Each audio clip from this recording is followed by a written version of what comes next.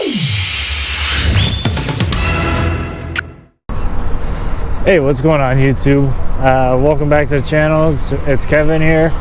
So today I wanted to talk about a couple things. I am on my way to I just got to go to Target really quick, and I figured, you know what, I'll just make a quick vlog while I'm on my way there. So yeah, let's go ahead and let's go ahead and get started. So today I wanted to talk about, you know, e-bikes in general and whatnot. These are 5 pros and cons that I've noticed while owning this e-bike, and you know, I figured, you know what, I'll talk to you guys about it and whatnot and see how it goes. I mean, see what you guys think and whatnot. So yeah, so first thing I did notice is, I guess I'll just go ahead and start off with the pros. One of the first pro I noticed is traffic. You know, I know I clearly cut that guy off, but yeah, traffic in general. You get to maneuver a lot quicker. Well, not quicker, but just you get a lot more maneuverability. You don't get to sit in traffic anywhere near as much as, you know, let's say a car in bumper-to-bumper traffic during rush hour and whatnot. You can squeeze right through. There's a lot more avenues. You can go on trails. You know, you can take the bike lane. There's just overall a lot more things you can do. And yeah, that's the first thing that I did notice altogether. Is yeah, you have a lot more maneuverability altogether. So, which leads me to my, you know, I guess my next pro is also, it's cheap on gas, or not cheap on gas, but just cheap in general, right? You know, an e-bike will cost you 10 times less than it would if you were to actually purchase a car. You know what I mean? Or a motorcycle in general. So like, let's say, perfect example, a motorcycle, because that's basically the next step up after an e-bike. An e-bike is limited on power, but motorcycles, you know, they're a lot more expensive. And you get the same best bang for your buck almost, as far as riding goes and whatnot. So pretty much, you know, cheap on electricity. You don't have to worry about it all too much. It's a bicycle. It's generally how it is.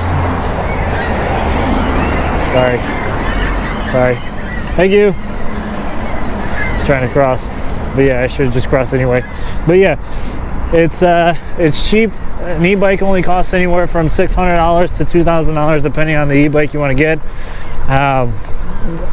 There are generally a lot more expensive e-bikes where they go like 60-70 miles an hour, which is basically an electric motorcycle, but you're basically paying for a motorcycle price anyway. So I honestly think that you're better off just getting a motorcycle if you're going to pay that much and go that fast. I mean, yeah, you don't have to register it and things like that, but you're also very limited on where you can even take that kind of bike anyway. So yeah, that's what I'm looking at. Also, for an e-bike, you don't have to put gas. You know, it's an e-bike. It's meant for electricity. You know, if it was a gas bike, it would basically be a motorcycle, or a motorized bicycle is what they call it, and that's where it's cheap on gas. But yeah, e-bike meaning electric bicycle. You charge it up at home. Doesn't cost you a dime to charge it. It's a 72-volt battery, or even a 30. Some of them, with the standard ones you get, is a 36-volt battery, which is half the charging size of what, or half the voltage that this e-bike is using, and this one's hardly costing me a dime to charge it. I've used it for about a month now, and the only thing I noticed is that it would cost me no more than $5 extra a month on my electric bill to charge this thing up, which is absolutely ridiculous. So yeah, it's very, very cheap, no gas required, and it basically ties into my 2 points. my third point, or actually my fourth point, is exercise. You get a lot of exercise with an e-bike, rather than using a motorcycle. See, this is exactly what I'm talking about. All this traffic right here, you could cut right through it, right? Let me go ahead, pass everybody.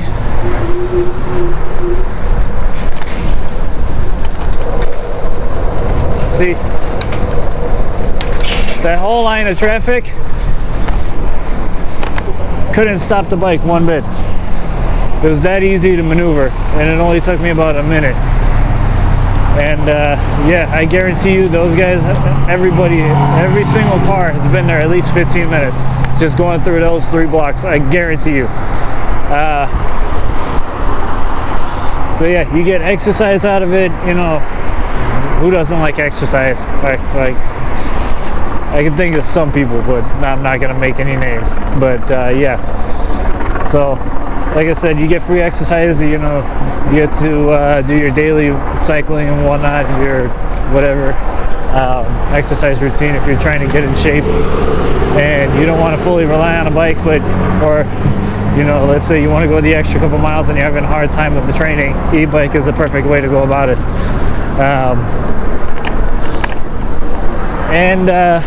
So yeah, I guess the other thing is, you know, which leads into my fifth and final pro that I have listed. I only did 5. I'm gonna do another 5 more if you want in another video. But yeah, the 5th pro would be that you know, you get a lot of scenery. I noticed that riding in Chicago, or just in general, even no matter what city I go to,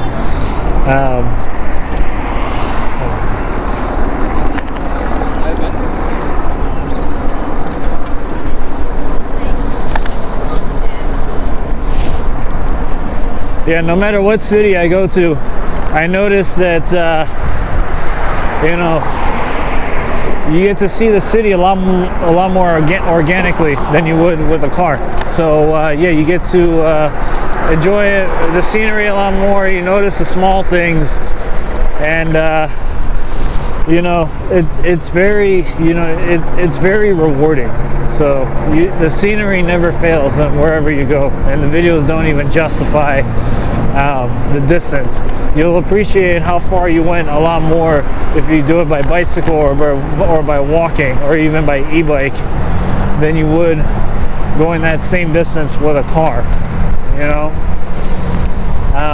you have a much better peace of mind where you're at. And sometimes, you know, you'll see just how far you end up going. Let's say if you're stranded, you'll understand that a lot more. That's for sure.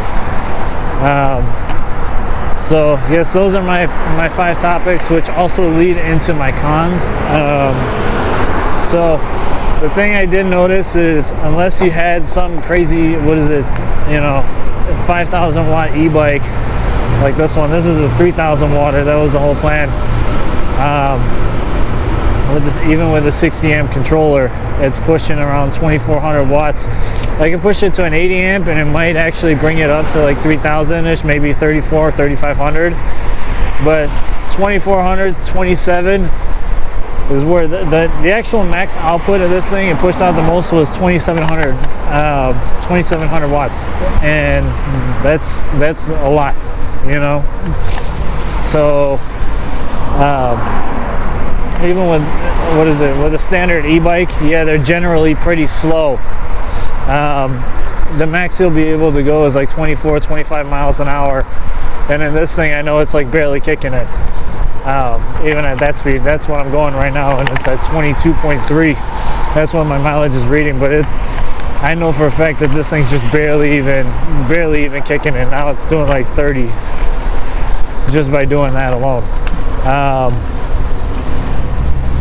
So yeah, they are generally pretty slow, and what is it?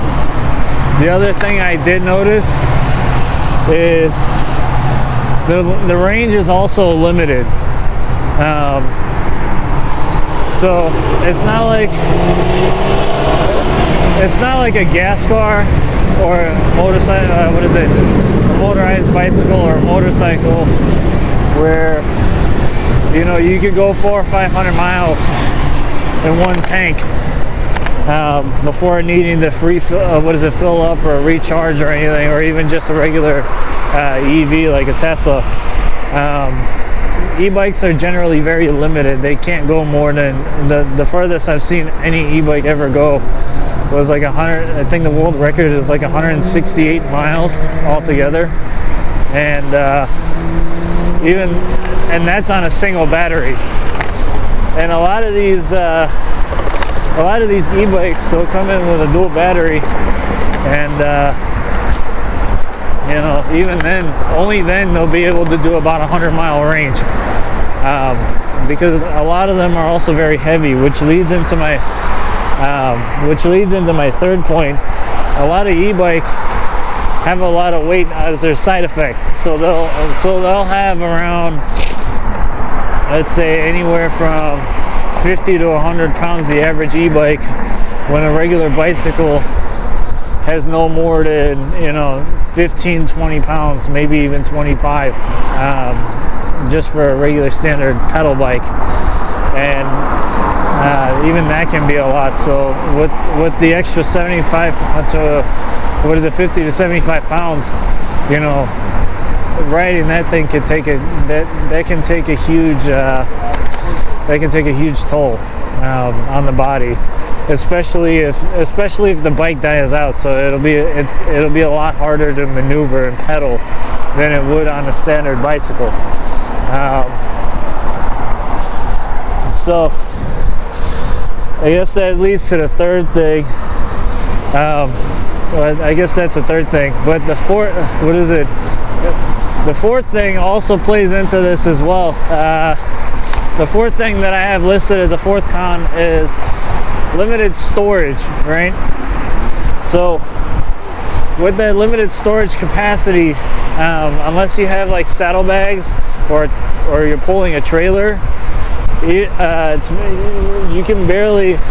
limited as to how much weight, how many things you can take. And that's usually if you have one backpack on.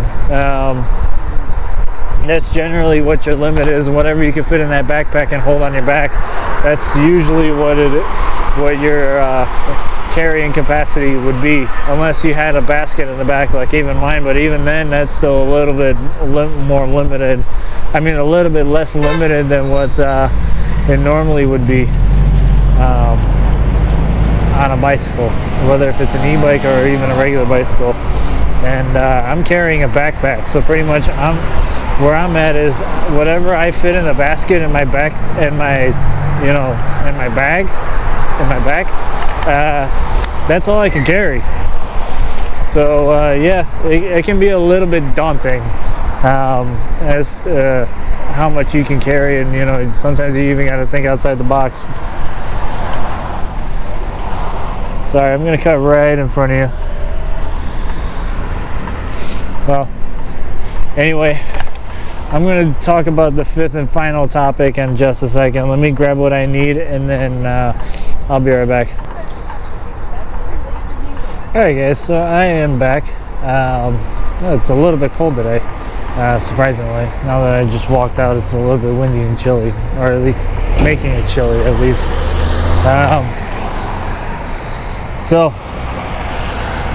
Speaking of chilly and whatnot, that actually leads into my fifth and final con that I have listed. I'll make another pros and cons videos later on and whatnot as the channel grows, and I'm pretty sure I can come up with more because I just came up with these on the fly. But my fifth and final con that I have listed is weather reliancy, right? It's kind of weather reliant and a little bit dangerous, so I guess 6 cons.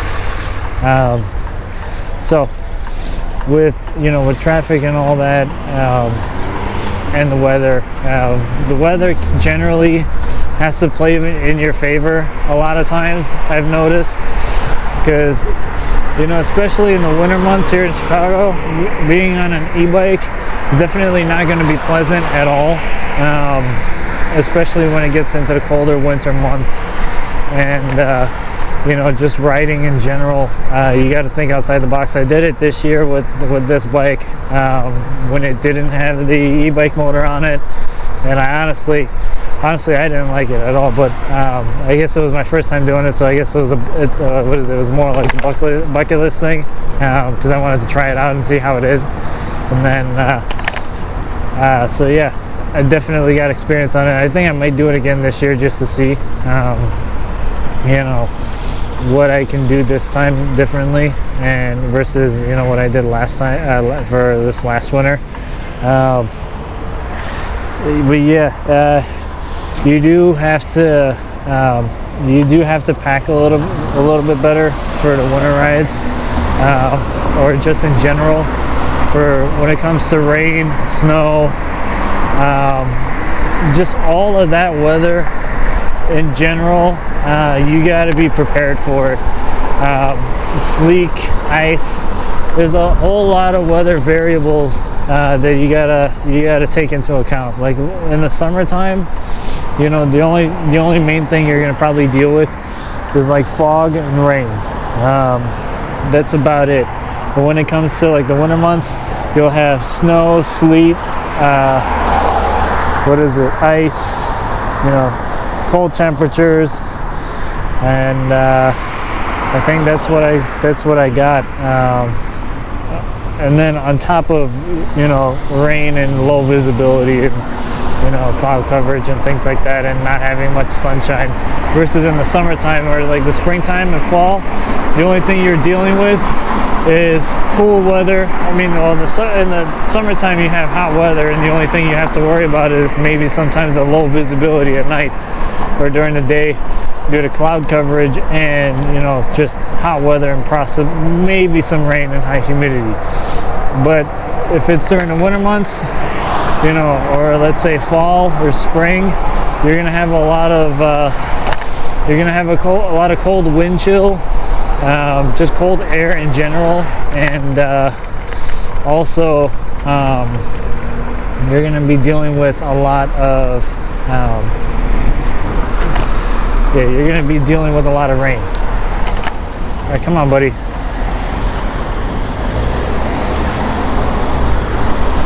Come on.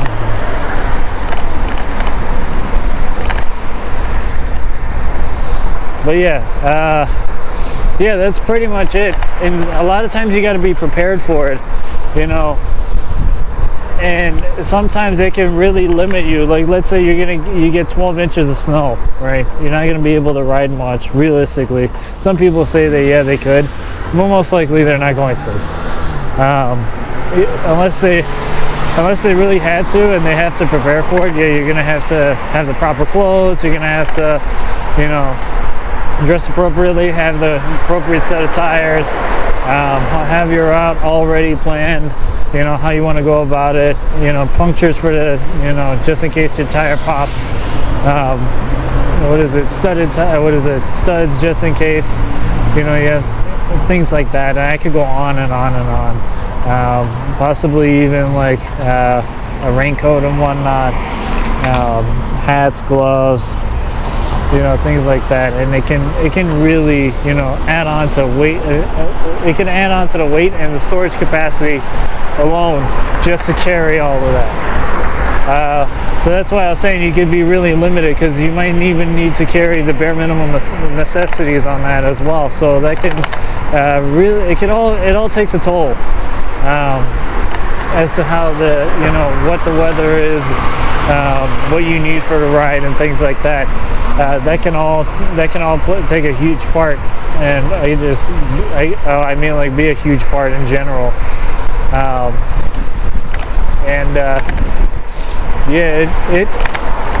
It gets interesting, especially in the winter time. So definitely take these considerations. You know, if you're going to be doing if you're going to be making the switch from a car to an e-bike year round like I did. I wanted to see how it is for 1 year, just to see what it's like and whatnot, and I may even do it next year depending on how the channel is and whatnot. If it grows, then I'll consider to do it more often, and then just have a car as a backup in case I really need it. But yeah, even then it can be a bit of a struggle and whatnot, just to see how it is. See, like the guy in front of us, he's limited on storage, but he's got a lot more than I do, that's for sure, and that's a cargo bike.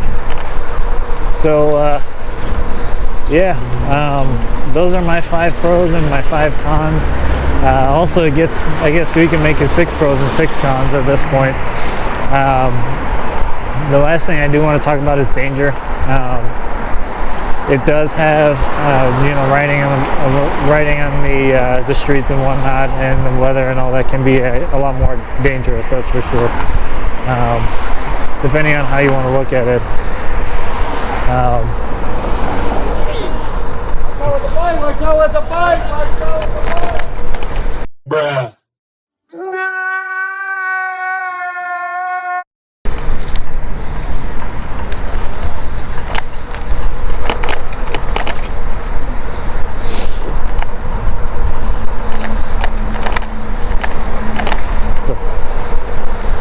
But yeah, it can be a lot more dangerous.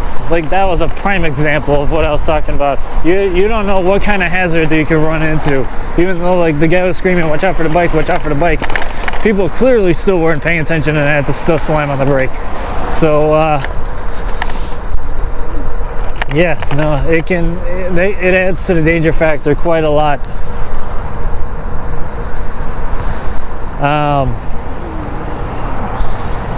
Depending on how you go about it and whatnot, it can be you know, anywhere from being a giant risk factor to, you know, having a fun day at the park. I mean, not a fun day at the park, fun day on the trail. So it could be a giant risk factor as far as being extremely hectic, you know, always having to signal where you're going, you know, watching out for people behind you and things like that, trying to pass you up. All right, come on, man. Or, you know, depending on what it is. So you just be mindful. That's the best advice I could give you if you're gonna ride and whatnot. That is, keep the danger level in your head. Don't be an idiot.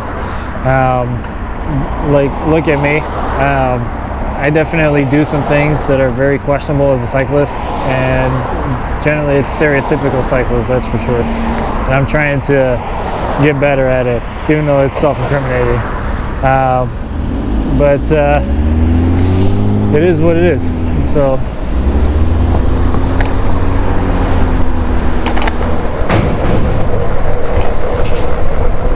So like, you know, as far as, especially with cars and all that, riding around cars and lane splitting and things like that, you got to be careful and be mindful of what you're doing. Make, you know, assess risks and whatnot, and, you know, when you make your maneuvers and things like that, make sure you assess what's around you and what you're doing and things like that. So yeah, definitely just be careful. Best thing I can tell you is probably stick to the trails, especially in the winter and the you know, not so great weather months like the winter months. Definitely keep that in mind. Your risk factor ultimately goes up substantially. So then just leading to my other pro. Trying to think what's another pro really quick. Thought about it earlier. Oh yeah, trails and navigation. So yeah, you get to use a lot more. There's a lot more mobility. So, well, I guess we'll use that. But you know, I mean, not mobility. You get to access quite a few roads that are, you know, that are not meant for cars. You know, or parking in places that, you know, normally you wouldn't even be able to park a car at, like right at the front of the entrance, you know what I mean, or maybe even inside the store you're going to. Sometimes they'll let you park your bike inside as well. So there's a lot more freedom with a bicycle. Oh, and registration. that's my other pro, is you don't need to register an e-bike. I mean, you do with class 3, you do, but you know, that's a fine line of what you consider a class 3. You do have to get a stamp for it, but a lot of times you don't need to register it, unlike a car or a motorcycle. That needs to be registered by default, no matter what kind of size, what size motorcycle it is or what kind of car it is. So yeah, I guess those are my pros and cons of 6 to 7 pros along with 6 cons. But yeah, that's what I'm looking at. I could come up with more, and I'll definitely will in the next couple videos, or the next time I do a pros and cons list. If you guys want me to do another one, let me know. Until then, I'll see you guys in the next one. Peace.